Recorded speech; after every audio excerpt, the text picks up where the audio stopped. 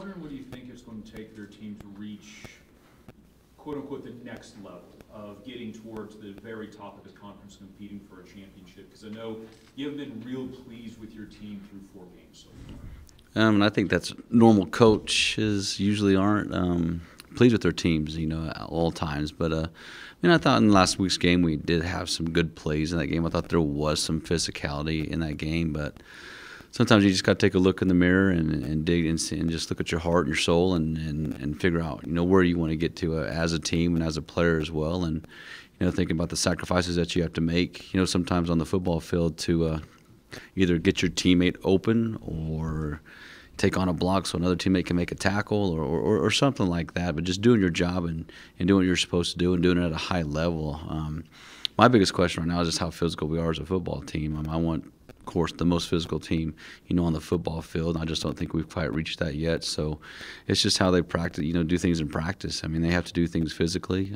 They got to have some grit in practice as well, play with some intensity, and and that's just how you got to step on the field and practice. It's different. Normal society, yes, we want you to have that switch off, but once we step on the practice field or the game field, we got to turn a different switch on and get ready for war and get ready for battle and, bite down on our mouthpiece and just get more physical and get more consistent being that way. There's at times we are, but I'm just not seeing it enough, across the board, whether it's dominating the line of scrimmage offensively or defensively or, defensively just – like 2 minutes, situations where we're giving up a lot of yards, instead of just, keep everything in front. Now let's go break on the ball. We played pretty soft in those situations, instead of still just getting after it. So, because we almost gave up 3 points yet last week, just because we played a little bit too soft in that situation and didn't get the shutout. So, I think that's just our kids just got to look at themselves. They really do. And as coaches, we got to look at what we can do better to make sure that intensity is up, in practice, and the guys are competing at a high level in practice. I'm sure you converse with coaches across the league and maybe outside of this league as well. Is that a common thing that coaches talk about, is physicality or lack thereof? Yeah, there's a lot of talk, amongst us coaches about, it's just really not there. And maybe it's just all the rule changes as well that's kind of gone into play with the targeting and things like that, and the crackback blocks and, just all these different things that have gone into play to take a little bit of the physicality out of the game, and it is to keep kids healthy, but there's still a good way to stay physical and take the bad plays out of the game as well. And no, I don't want to do anything wrong. I don't want to do anything against the rules, and I want to play, physical but play the right way. I don't want any cheap shots or anything like that, but if the shot's there to take, then we need to start taking those shots. There's a couple of the sidelines, right before the end of the game that we should have had that should have been big hits, and we didn't get them. It was just bad angles and things like that. But I think it's more angles, and kids don't want to get hurt because they want to continue to play as well. And they're stronger now. Than back in my day, we weren't very strong, and they do a lot more now as well with their bodies. So their bodies are broken down a little bit more than what they used to be, and maybe that's part of it as well. But all that training and all that stuff you do, why not go out and just play with intensity and grit and some toughness. You mentioned you're going to maybe ratchet it up in practice a little bit last week. How do you feel your team responded to that in the game Saturday? We did. I thought it. I thought we started, a little slow offensively, then we started to pick it up a little bit. I thought defensively we did okay. It's just, I don't know, it's just that lack of excitement to be on the football field and just the energy that you need to play the game of football, and just that grit. I feel like it's just lacking a little bit. And talking to a lot of coaches, a lot of teams are like that. They just kind of step on the field, get ready to play football, and maybe we're just a different breed, back in the day. But right now I'm trying to get that put into our players of how we used to play and the standards that I want our kids to play with. But it helped a little bit. It's still not quite where we want it, so we're going to continue to do those things this week in practice as well, just to hopefully be able to turn it up one more notch, because we're going to need to against UCO. Do you evaluate players after every game, and if so, how do you do that? Do you look at film and give them grades, or what do you do? It's, sometimes I have them grade themselves, as players, and sometimes they get the honest opinion of themselves and by evaluating themselves. As coaches, we watch film, with the players after the game as well. On Monday we watch film with them and tell them the things they need to correct. Some coaches give grades out, some guys don't. I'm not usually a grade guy that gives a grade, because a kid could grade really high, then he might expect to be starting that next week, even though he just had a good game. But I know the guy in front of him might be just a little bit better than he is, athletically and knowing our system. So I basically just watch film and help him correct the things I need to correct on. I mean, I used to be a guy that graded every single play and gave them points for everything, whether it was footwork or how they aligned, if they aligned properly, if they were physical during the game, during the play. And sometimes it just becomes too much when you're trying to watch 3 or 4 guys. And I mean, that'd be hard to be an offensive lineman, offensive line coach, or a D-line coach, because there's a lot of guys that you have to watch every single play. So you're watching that play probably at least 5 times per player just to make sure that they're doing their job. So, some do, some don't. But I think we do a good job of making sure our kids understand what we want, schematically done and physicality-wise with our coaching staff. Okay, you just said you don't give grades, but can you give your team an overall grade so far?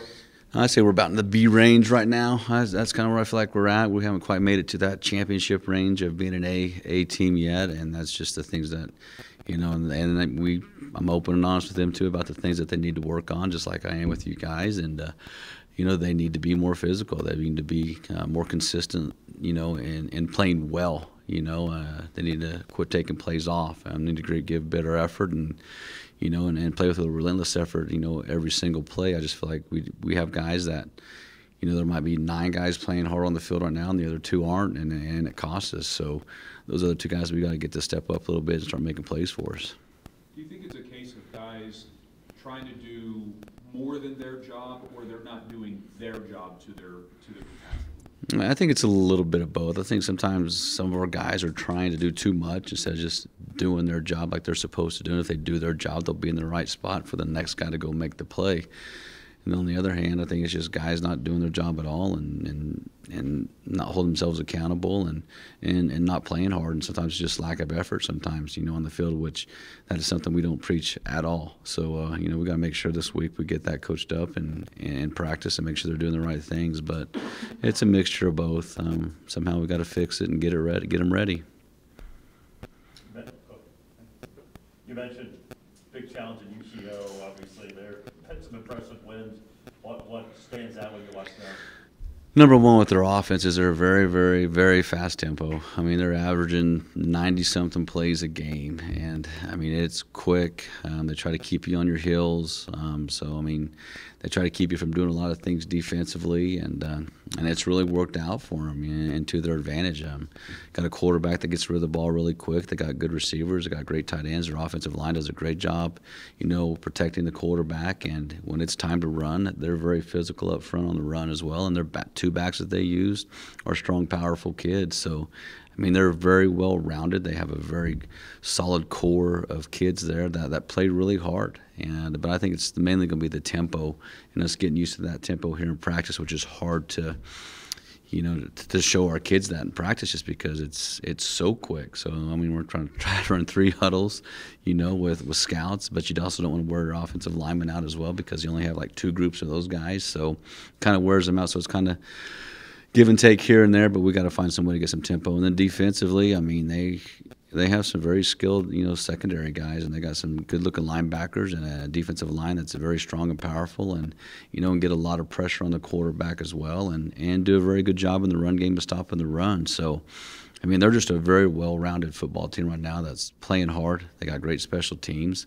and they're looking to get some more wins. And there's a reason they're winning right now is because they're playing really, really well in all 3 phases of the game. Just a follow-up on player evaluation. So you look at the film on Monday with the players, and like for instance, when Jack had that interception in the second quarter, that short pass over the middle, the fan in the stands going like, "What's he doing?" or "What's he thinking?" So how do you break that down with the player? Same exact way. What were you thinking here? Right? I mean, just you ask them the question and see what their answer is. Because, I mean, if you're not open and honest with them, they don't ever get any better. So, and even with my guys in the secondary, I mean, there's a couple of times, we could have had a couple big hits that we missed. But why did you not make this hit, in this situation? And, I took a bad angle. Well, why did you take a bad angle? I mean, you have to get into defense because you need to see what they're thinking first, right? And when you figure out what they're thinking, then you express to them what you're thinking as well and what they should have done, to either eliminate that play Or if it was a great play, really emphasize why this was a great play and tell them all the mechanics that they used to make that great play, just to make them keep doing those things, to keep having great plays. So just asking a lot of questions, picking their brains, seeing what they're thinking, and let them know exactly how we're thinking, as well, to make sure that, we get the best possible version of that kid every single week. When you're facing the fast-paced offense that Central Oklahoma has, a lot of times there's not an opportunity to substitute during the series because how quickly they're going. Does that make an effect on who you start a series with personnel-wise, because you may not get an opportunity to change it out? Yeah, it is, and that's the hardest thing, as a coach. It's just that, you trust those guys, that are backups to actually go in and get those reps, because usually just you spell a guy here and there, right? Where in this game we're not going to be able just to spell a guy here and there. We're going to have to trust that kid's going to be on the field and make the plays for us, continuously throughout that drive. And, he might be out there for 6, 7, 8, 10 plays, as fast as they play. And so, it's just trusting the kids that you got on the field and making sure you're rotating them very often, just to make sure that they are getting the rest that they need. And then it also goes down to them this week of eating properly. They need to make sure they get tons of carbs this week, because they're going to use a lot of energy. They're hydrating properly, and they're practicing properly, right? And so we conditioned a little longer yesterday just to make sure that, instead of a 10-minute run, we did a 15-minute run, just to make sure we got a little bit more conditioning in. We're going to condition today as well. We'll condition on Wednesday, just to make sure we're ready to go and have that conditioning that's going to take to win this ball game. So, yeah, it's hard, but, we're going to have to find ways to do it. And, I'm not one of those guys that tells a kid to fall down and cramp and, fake an injury, because that's not how you play the game. I can't stand it when guys do that. So, we're going to play the game right. If the kid's tired, he's got to suck it up and fight through it and wait till the next series so he can come out. Adam Dorrell obviously had success in a lot of places. Is his style, have you noticed any different, or is it some of the same stuff he was doing when he was rolling West? I mean, there are some similarities, but it's changed quite a bit, because he wasn't such a quick, fast tempo guy, but his new coordinator now is a fast, quick tempo guy. So you can kind of see that he's kind of let that guy take the reins and take the offense over. I mean, Dorrell used to have his big, dry erase board on the sideline with all of his calls, and now he doesn't, and so I think he's, giving those duties over to his to his OC, and I'm sure he still has input like he always does, but it's just a little bit different. It's the tempo more than anything, but there's still some similarities, in some of the things that they do offensively, especially when they get in their big sets with 3 tight ends and bigger offensive linemen, and they're, they do a little sugar huddle as well and break to the line of scrimmage. So you can still see that those are some things that are still Dorrell-like. So, but they're going to be, he always has good teams. They always play hard, and they always play fast, and they always play physical. And I'm not going to think there's anything different than that, going into this week. This game will have the 2 quarterbacks that aren't the biggest quarterbacks in the league. Like they're UCLA's quarterback's 5'8", but he's completing 77% of his passes. So is their offense helping him as far as completion percentage and overcoming that lack of height, or what do you see? Yeah, it does. I mean, it's a lot of quick throws to the outside, whether it's, little curl routes or wide receiver screens or tunnel screens, or, then they'll have some rub routes here and there, and, some screen and goes and things like that kind of help him be successful as well. But the kid does have a really good arm. He does scramble around very well as well, and he makes things happen. I mean, he might be a little short, but he doesn't play like he's short. I mean, the kid plays the game the way it's supposed to be played and runs around, extends plays, and makes plays happen. So, he's just a kid that we got to keep in the pocket and contain, and hopefully we can keep him in there and make him throw over our defensive line. And, if we can do that, we can be successful. But we got to find a way to stop all that short game, very early in this game and make him throw deep balls, and hopefully we can keep everything in front and go make a play and get some turnovers. It's a question that we normally ask in February on signing day when we talk to you, but how do you balance your season and then the fact that the high school football season is going into week number 4 on seeing kids, recruiting kids, staying in contact with kids? How do you and your staff balance that? A lot of it's Twitter now. I mean, everybody's so high on Twitter, and just direct messaging kids and things like that.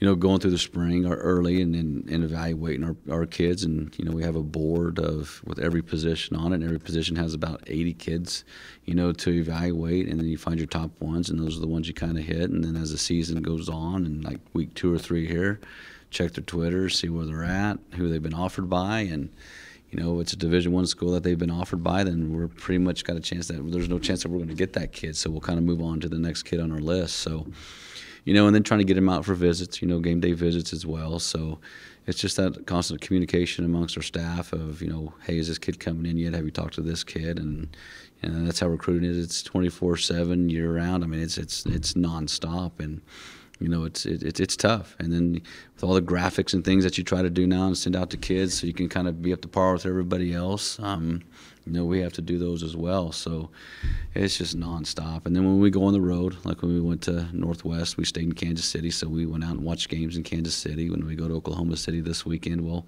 watch some games Friday night in Oklahoma City. And then when we're at home, we'll get out to where we can, just to watch football games. But everything's so far away from here that, I'd hate for my coach to drive 3 hours, watch a game, have to drive 3 hours back, and then we got to get up the next day for walkthroughs and things like that. I don't want to put that grind on them. But they still need to keep in contact with that kid as well. So it's tough, but it's the part of recruiting that everybody else is doing as well, and we just got to stay up to par with everybody else. Is it a shared duty, or is there somebody who is a recruiting coordinator? Leighton Hickle's our recruiting coordinator, so he's kind of the one in charge of like getting all the visits set up. But it's the coach's responsibility of that recruiting area. To make sure that we get those kids on recruiting visits and keep in contact with them as the year goes on. And then, if it's an offensive lineman, then we'll make sure Coach Amari gets involved. If it's a quarterback, Coach Ross gets involved. If it's a defensive back, it's either me or my son, Hunter Brown, that gets involved with the kid too, and the coordinator. So it's just a big circle, seeing who's called the kid, who's talked to the kid, and then just continue to have, communication with that young man until we get him here.